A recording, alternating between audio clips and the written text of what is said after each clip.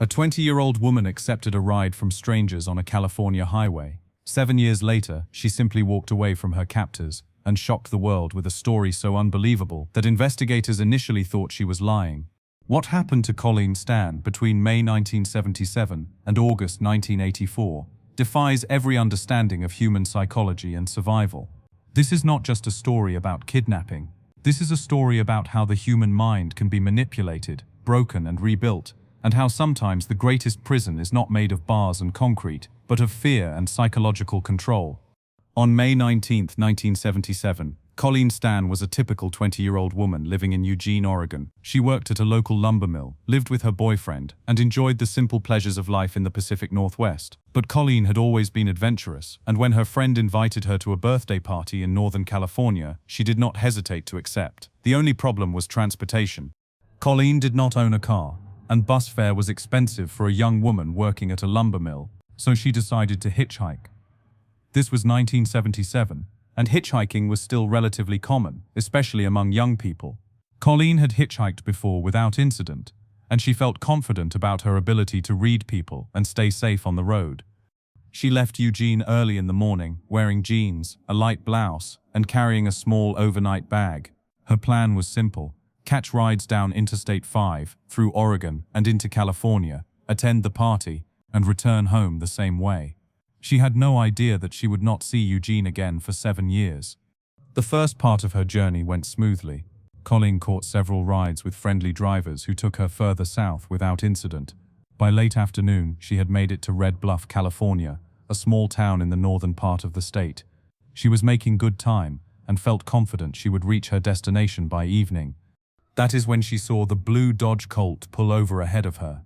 The car contained 3 people, a man driving, a woman in the passenger seat, and a baby in the back. To Colleen, this looked like the perfect ride. A family with a baby seemed safe, trustworthy, and unlikely to pose any danger. The man who got out to talk to her appeared friendly and normal. His name was Cameron Hooker, and he was 23 years old with brown hair and an average build. Nothing about him seemed threatening.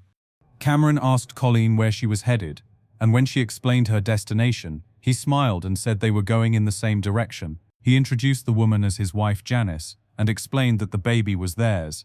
Colleen felt completely at ease as she climbed into the back seat next to the infant carrier. For the first hour of the ride, everything seemed normal. Cameron and Janice chatted about everyday topics. The baby slept peacefully, and Colleen relaxed in the back seat, grateful for the comfortable ride. She had no way of knowing that Cameron and Janice had been driving around for hours specifically looking for a young woman to kidnap. The Hookers had been married for 3 years, and their relationship was built on Cameron's increasingly dark sexual fantasies. Cameron had always been interested in bondage and domination, but his fantasies had grown more extreme over time. He had convinced Janice to participate in some of his activities, but he wanted more. He wanted complete control over another human being. For months, Cameron had been planning to kidnap a woman. He had prepared a special box in the basement of their mobile home, along with various restraints and devices. He had studied techniques of psychological manipulation and control, and he had convinced Janice that this was something they needed to do together. As they drove through the California countryside, Cameron suddenly pulled off the main highway onto a remote dirt road. When Colleen asked what was happening, Cameron's demeanor changed completely. He turned around and pointed a knife at her, his voice cold and threatening. "You are going to do exactly what I tell you to do," he said. "If you cooperate, you will not be hurt. If you fight or try to escape, you will die." Colleen's mind raced as she tried to process what was happening. This could not be real. Just moments ago, she had been chatting with this normal-seeming family, and now the man was threatening her with a knife. She looked at Janice, hoping for some sign of help or sympathy, but the woman avoided her eyes and said nothing. Cameron ordered Colleen to put on a blindfold, then tied her hands behind her back. He and Janice worked together to secure her with ropes and tape, then placed a wooden box over her head. The box was cramped and suffocating, and Colleen struggled to breathe as panic overwhelmed her. For the next several hours, Colleen remained in this terrifying position as the car drove to an unknown destination. She could hear Cameron and Janice talking quietly in the front seat, but she could not make out their words. The baby continued to sleep peacefully, as if nothing unusual was happening. Eventually, the car stopped, and Colleen heard garage doors opening and closing. Cameron and Janice removed her from the car and led her into what she would later learn was their mobile home in Red Bluff. They took her to the basement, where Cameron had prepared what he called her room. The room was a wooden box, approximately 7 feet long, 3 feet wide, and 3 feet high. It was lined with carpet and had a small ventilation hole, but it was essentially a coffin. Cameron explained that this would be her home and that she would spend 23 hours of every day inside it. "You belong to me now," he told her. "Your name is no longer Colleen. Your name is Kay, and you are my slave." For the first few days, Colleen refused to believe this was permanent. She assumed Cameron would eventually release her, or that someone would find her and rescue her. She had no idea that Cameron had created an elaborate psychological system designed to break her will and make her believe escape was impossible. Cameron told Colleen that he worked for a powerful organization called the Company. This organization, he explained, was involved in slavery and human trafficking, and they had networks of people all over the world. If she tried to escape, the Company would find her and kill her entire family. If she did not cooperate, they would torture her to death. To make his story more convincing, Cameron created fake documents and contracts that appeared to be from the Company. He showed Colleen detailed maps of supposed Company facilities, photographs of alleged torture victims, and legal documents that appeared to give him ownership of her. He even had Janice corroborate his stories, making Colleen believe that Janice was also afraid of this powerful organization.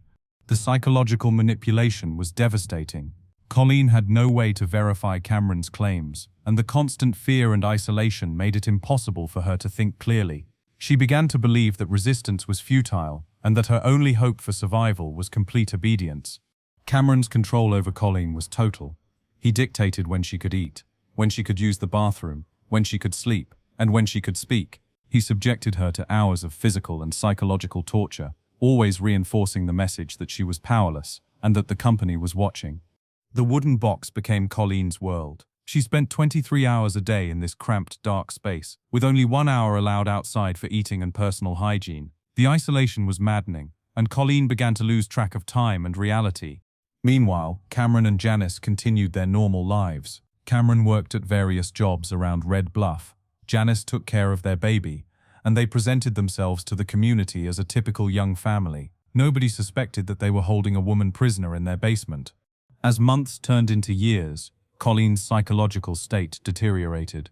She began to identify with her captors, a phenomenon that psychologists now recognize as Stockholm Syndrome. She started to believe that Cameron truly cared for her, and that he was protecting her from the even worse fate that awaited her if the Company discovered her disobedience.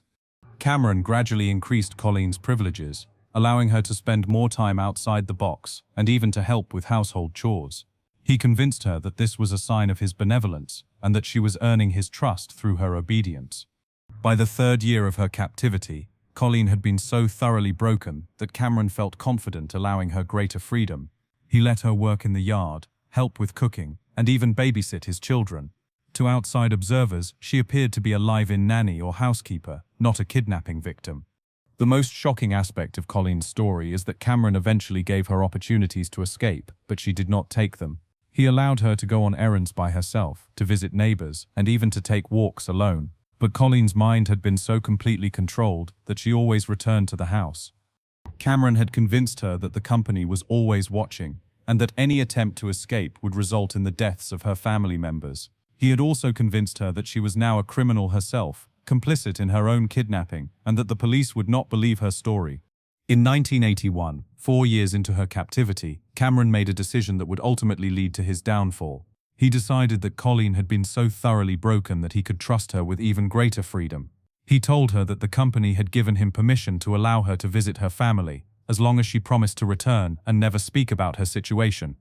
Colleen was ecstatic at the prospect of seeing her family again, but she was also terrified. She had been told for years that any deviation from Cameron's instructions would result in death and destruction. She genuinely believed that she was risking her family's lives by visiting them.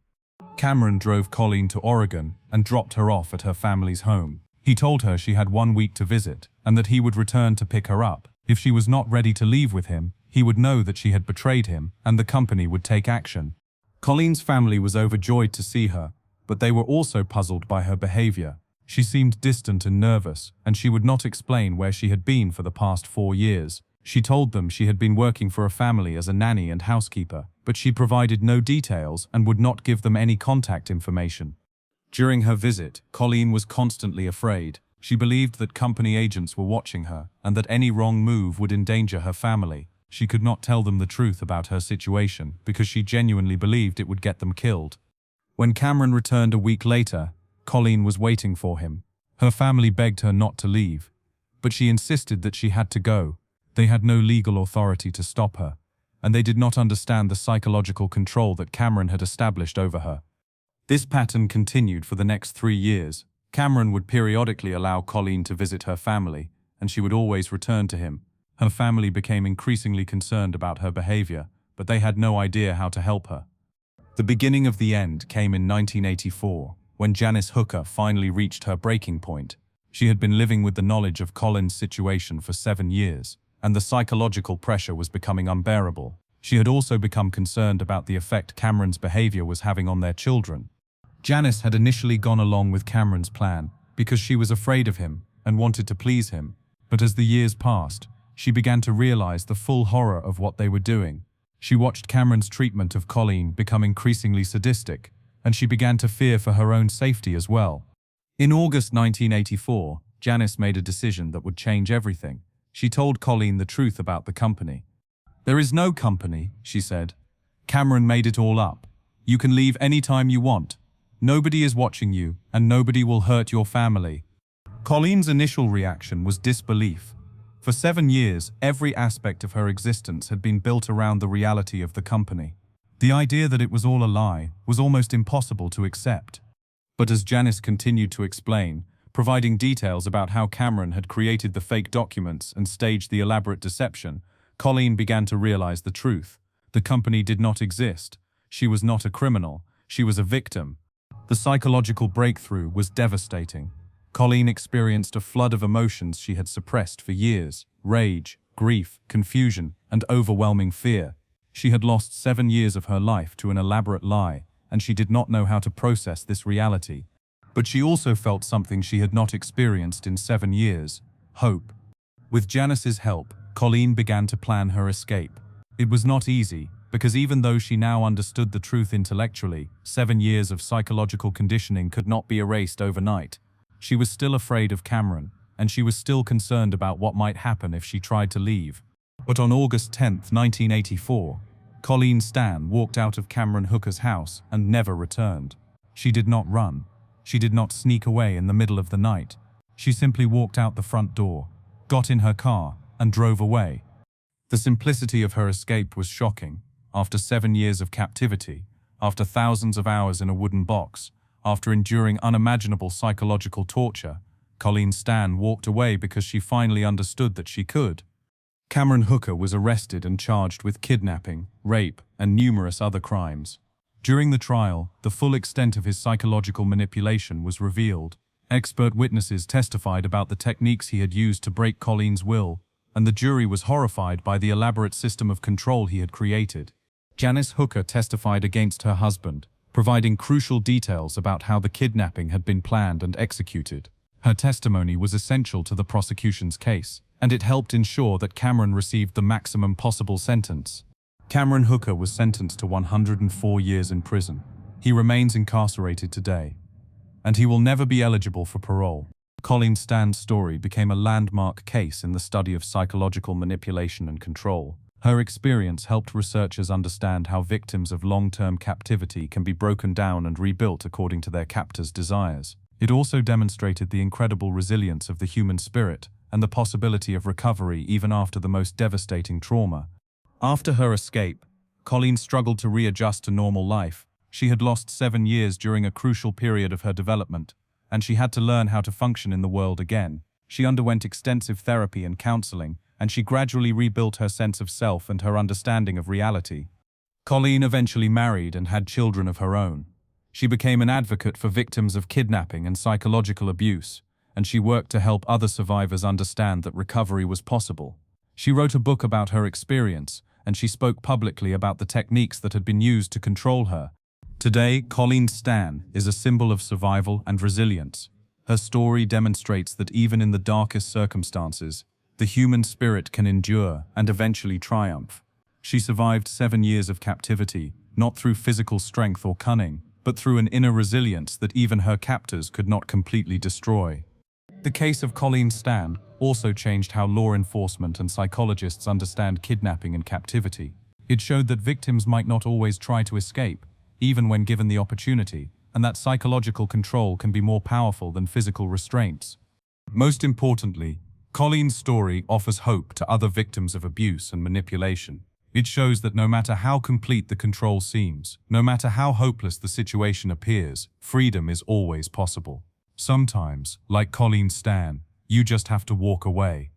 The wooden box that held Colleen Stan for 7 years was eventually destroyed, but the lessons learned from her experience continue to help victims and survivors around the world. Her story reminds us that the human capacity for both cruelty and resilience knows no bounds, and that even in our darkest moments we retain the power to choose freedom over fear.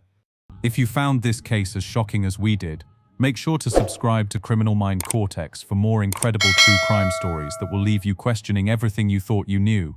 Hit that notification bell so you never miss our latest investigations into the most mind-bending cases from around the world.